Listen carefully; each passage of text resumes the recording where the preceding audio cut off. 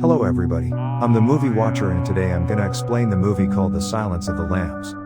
Spoilers ahead. Movie opens with Clarice Starling, who is under FBI training at the Quantico, Virginia F.B.I. Academy, is pulled out by Jack Crawford of the Bureau's Behavioral Science Unit in 1990. She sees photos of different murders of women where the killer skins his victim. Jack Crawford assigns her to interview Hannibal Lecter, a former psychiatrist and incarcerated cannibalistic serial killer. Crawford believes Lecter's insight could prove useful in the pursuit of a psychopath serial killer nicknamed Buffalo Bill, who kills young women and removes their skin from their bodies. At the Baltimore State Hospital for the Criminally Insane, Dr. Frederick Chilton makes a crude pass at Starling before he escorts her to Lecter's cell. He warns Starling about the last interview, which was held on the afternoon of July 8, 1981, where the killer faked the chest pain, and when the nurse leaned over him, he mutilated her face and ate her tongue. Although initially pleasant and courteous, Lecter grows impatient with Starling's interviewing and rejects her. As she is leaving, a prisoner named Miggs flicks semen at her. Lecter, who considers this an unspeakably ugly, calls Starling back and tells her to seek out his old patient called Miss Moffat. Starling later finds out that Miggs was dead and that Lecter, who was a former psychiatrist, made Miggs eat his own tongue for what Miggs has done to Starling. This leads her to a storage facility, where she discovers a jar containing a man's severed head. She returns to Lecter, and tells him that Miss Moffat is an anagram of Miss the Rest of Me. Lecter tells her that his name was Benjamin Rusby and he was a patient and the ninth and last known victim of Dr. Hannibal Lecter, and says the man is linked to Buffalo Bill. He offers to catch Buffalo Bill on the condition that he be transferred away from Chilton, whom he dislikes. She finds out that Buffalo Bill kills his victim after 3 days, where he shoots his victim and skins them. He also dumps their bodies in different rivers, which destroys any evidence that could be found. She is assigned to investigate a death of a girl in West Virginia. The room is crowded with law enforcement agents, and their conversations get loud and confusing. As Clarice pulls on some medical gloves, she politely asks them to leave.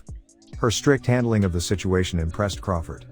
During their investigation, they find a death's head moth which is found in Asia, lodged in her throat. The moth derives its foreboding name from the fact that it has a design resembling a human skull on its upper body. Even after he's finished with his victims, Bill leaves a symbol of death within them, most likely left in their throats because these moths can create a high-pitched sound, thus mocking the unlucky soul's fearful screams. The skin that has been removed from the body is in a too large diamond-shaped pattern not seen with the other victims, which proves to them that she was murdered by Buffalo Bills. Buffalo Bill abducts Catherine Martin, the daughter of a United States Senator. Crawford authorizes Starling to offer Lecter a fake deal, promising a prison transfer if he provides information that helps them capture Buffalo Bill and rescue Catherine. Instead, Lecter demands a quid pro quo from Starling, which means an equal exchange, offering clues about Buffalo Bill in exchange for personal information. Starling tells Lecter about her father's murder when she was 10 years old. Lecter reveals to Starling that Bill was made a killer by systematic abuse and that she was very close to catching him. Lecter reveals that Bill kills his fat female victims to build himself a skin suit so he can transform into a woman because he hated his identity. Chilton secretly records the conversation and reveals Starling's deceit to Lecter before offering him a different deal. Lecter agrees and is flown to Memphis, where he meets and torments Senator Martin, then gives her false information on Buffalo Bill, including that his name is Louis Friend. Starling figures out that Louis Friend is an anagram of iron sulfide fool's gold. She visits Lecter, who is now imprisoned in a cell in a Tennessee courthouse, and requests the truth. Lecter says all the information she needs is contained in the Buffalo Bill case file, then insists on continuing their quid pro quo.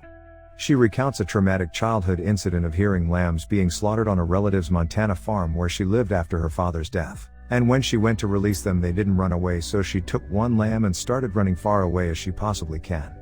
She was eventually caught and sent to an orphanage, and the lamb was slaughtered, which haunts her in her dreams. Lecter speculates that Starling hopes of saving Catherine will end the recurring nightmares she has of lambs screaming.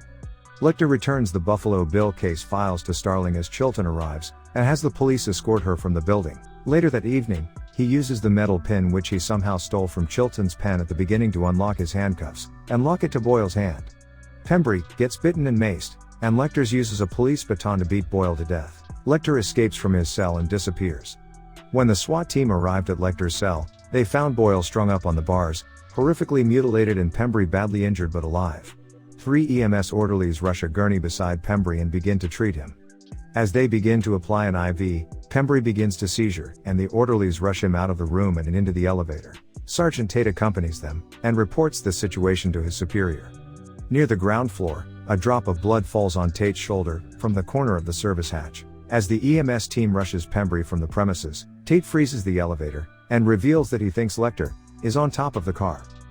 On the third floor of the courthouse, two SWAT officers, Peterson and Kubel, open the elevator doors and peer down to the top of the car with a mirror. A guy, covered in blood, lay on top of the car with a gun just beyond his hand. Peterson calls the guy, but there is no answer. Kubel fires a shot into the man's leg, but there is no movement. The SWAT team rushes the elevator and opens the hatch.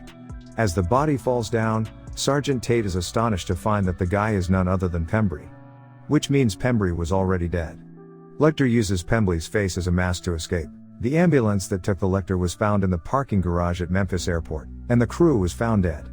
Starling analyzes Lecter's file annotations and figures out that Buffalo Bill knew his first victim, Frederica Bimmel. Starling travels to her Ohio hometown and discovers both she and Buffalo Bill were tailors.